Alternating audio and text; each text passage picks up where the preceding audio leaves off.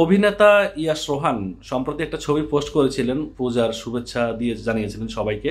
তিনি একজন হিন্দু ধর্মাবলম্বী মানুষ, এই কারণে তিনি পূজার শুভেচ্ছা দিয়েছিলেন সবাইকে। এই ছবিটাকে নিয়ে তৈরি হয়েছে বিতর্ক। এখানে অনেকে খারাপ মন্তব্য করেছেন, নেতিবাচক মন্তব্য করেছেন। যারা খারাপ মানুষ, যাদের মনোভাবটা খারাপ মনোভাব, তারা এই ধরনের মন্তব্য করে, তারা তাদের নিচু মানসিকতার পরিচয় দেয়, কুরুচিপূর্ণ মন্তব্যগুলো তারা করেছেন। ইয়াশ রোহানকে তারা হ্যারেস করার চেষ্টা করেছেন। সম্প্রতি এই ছবিটা ভাইরাল হয়েছে। কিন্তু আপনারা কি জানেন যখন তাসকিন, মুস্তাফিজ, আমাদের ক্রিকেটার তাসকিন আর মুস্তাফিজরা যখন ছবি দেন তাদের পরিবারের সাথে, হ্যাঁ, তাদের ওয়াইফের সাথে, কারণ তাদের ওয়াইফ হিজাব নিকাব পালন করেন, তারা যখন ছবি দেন, এই ছবিগুলো নিয়েও কিন্তু কিছু নাস্তিক টাইপের কিছু দালাল আছে না, এই দালালরা নেতিবাচক মন্তব্য করে, কমেন্টে খারাপ মন্তব্য করে। তারপর তারা এই ছবিগুলো নিয়ে তারা তাদের পেজে, তারা তাদের আইডিতে পোস্ট করে, ইসলামকে কটাক্ষ করে, হিজাব আর নিকাবকে কটাক্ষ করে। তখন আপনাদের সুশীলতার চুলকানি কোথায় থাকে? তখন কি আপনাদের সুশীলতার চুলকানি উঠে না?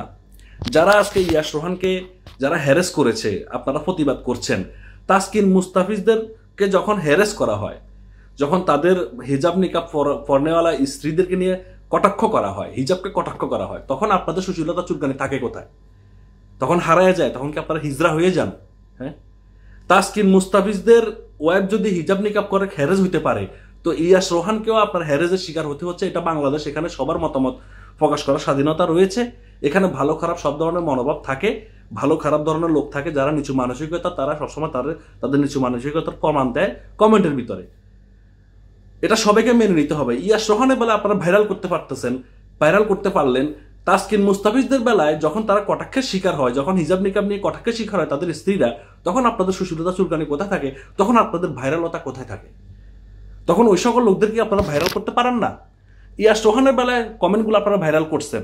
আপনারা তাসকিন, মুস্তাফিজদের কমেন্ট সেকশনে দেখছেন, তাদের পোস্টের কমেন্ট সেকশনে আপনারা দেখেন, বা তাদের ছবিগুলো ডাউনলোড করে যখন তারা তাদের পেজ আর আইডিতে পোস্টগুলো করে, কুরুচিপূর্ণ পোস্টগুলো করে, ইসলাম বিদ্বেষী যে সকল নাস্তিক দালাল রয়েছে, সেই সকল লোকদেরকে কি আপনারা ভাইরাল করতে পারেন না?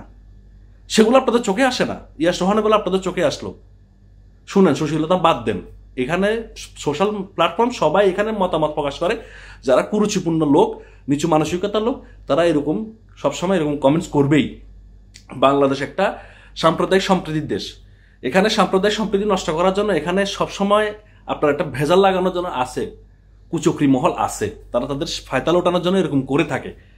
কিন্তু আমার প্রশ্ন হচ্ছে, আপনারা ইয়াশ রোহানের বেলায় কমেন্টগুলো ভাইরাল করছেন, কিন্তু তাসকিন আর মুস্তাফিজদের স্ত্রীরা তারা তাদের পরিবার নিয়ে যখন ছবিগুলো দেয়, তখন সেক্ষেত্রে আপনারা চুপ থাকেন কেন? সুশীলতা চুলকানি বাদ দেন, ওগুলো আপনাদের একটু চোখে আনেন, ওগুলোরও আপনারা ভাইরাল করেন। ঠিক আছে? সবাই ভালো থাকবেন।